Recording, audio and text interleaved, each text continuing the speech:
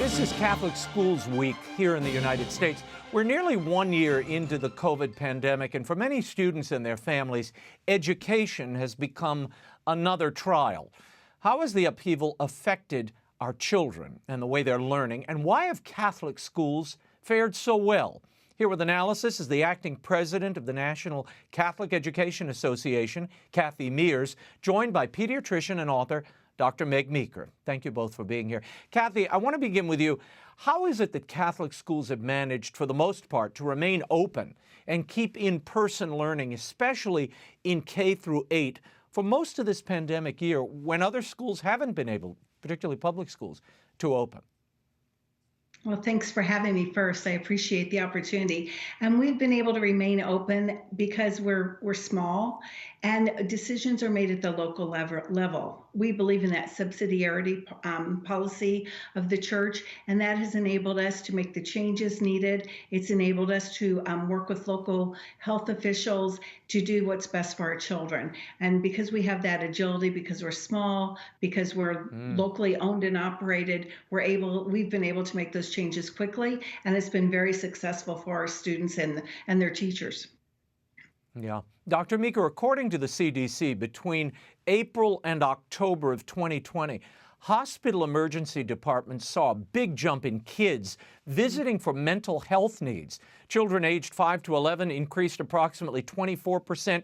Kids 12 to 17 increased by 31% over 2019. To what do you attribute this? Well, I think that kids are, because of their isolation, their loneliness, their withdrawal from a lot of friends, which is so integral into their identity and psychological health, have become depressed. I see this and all the time. And my experience has really paralleled what the CDC is talking about, depression and anxiety, because when you pull a child from their world and it just sort of falls out from beneath them, a lot happens psychologically. They become very depressed. Physically, they're not in their sports. They lose a lot of things like their graduation, their prom. And so a lot in a teenager's and even young child's life changes. And even though we think, oh, kids can handle it, the truth of the matter is they're not handling it as well as we think. That's why I'm grateful you're talking about this today. Yeah, no, I've seen it with my own children, and thank goodness they've all been in school with only very small periods where they had to go virtual, but they've been in school for most of the year. But I do see friends of mine and the fallout in families. It's severe. People are totally ignoring it. The Biden administration has said they want to reopen schools in the next 100 days. But the teachers' unions in several states have been pushing back, saying they will not return to claiming there's insufficient efforts to make schools safe. Biden responded to them this week, or last week rather, saying this.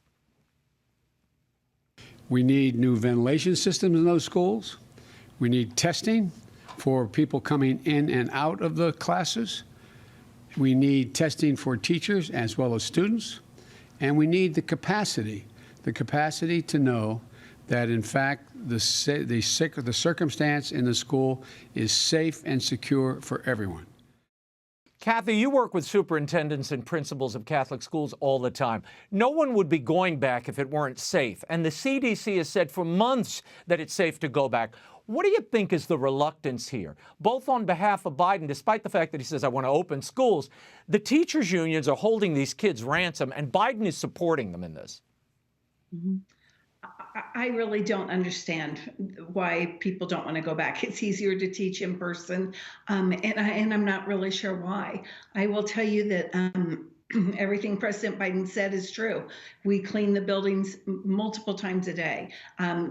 We have said no volunteers in the building, just the teachers, so we can control who goes in and out. That's kept kids safe.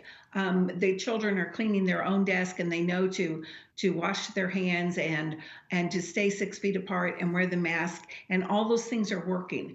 So I don't understand the reluctance. I've tried to figure it out, but I really don't have an answer for you, right? I cannot figure that out.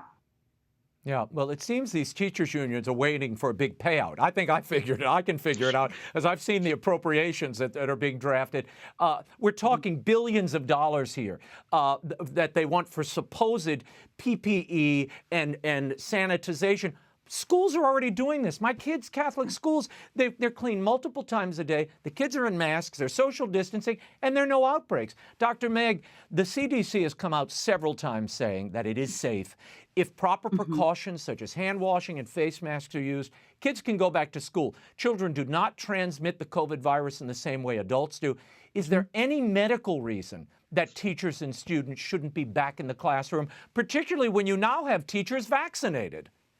Yeah, absolutely not. You know, when Biden talks about ventilation systems, that's ridiculous.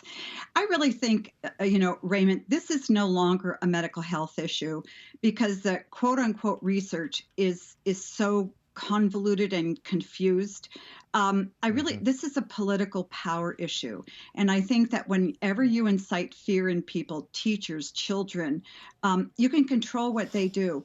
This is not a medical issue. The American Academy of Pediatrics has recommended and pushed for kids going back to school. Kids don't get as sick. Kids don't transmit the virus. Teachers are going to be immunized. It's high time that we get our kids back to school because there's no benefit to them to being out of school, and there's huge risk to them being out of school. Kathy, academically, kids have fallen way behind in reading and math here in the United States. How are children in Catholic schools faring? Are they at grade level in their learning? For the most part, we had tests from last spring or at the beginning of the school year, and reading, our kids were right on grade level. They were right where we expected them to be when the tests were done. In math, we were a little bit behind from last spring, and we anticipate when we see the results this year that for the most part they should be caught up in the math. The teachers had to adjust lessons. They've had to go back and do some reteaching, and so they're doing those things in the hopes that we will have everybody then back to where they should be at the end of the school year. That's the good thing. They had the whole year to try to catch them up, and that's real time that was really needed, especially in the area of math. I think parents are more comfortable with the teaching of reading and maybe just say, go read a book, and just going to read the book will help your reading scores. And I think probably kids didn't get enough of that in math last spring, and that's probably the difference there. Kathy, the pandemic, I know, had very adverse effects on Catholic schools between 2019, October of 2019 and October of 2020. Enrollment went down about 6.4%. And over that time, about 200 schools or so closed. Has there been any interest in people who have their kids in public schools moving them to Catholic schools because of the in-person teaching? Have you seen enrollments go up in the Catholic schools?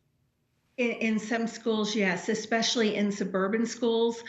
Suburban parents who have the money, they've been able to transfer their children into some Catholic schools. But Catholic schools have less capacity because of the need to social distance. So classrooms that normally hold 25 can only have 15 in them now. So it's kind of an artificially low level where we have to set wait lists. So we do have schools with wait lists, but again, it's because they can only have 15 in a room and not the 20 or 25 that the room was designed for.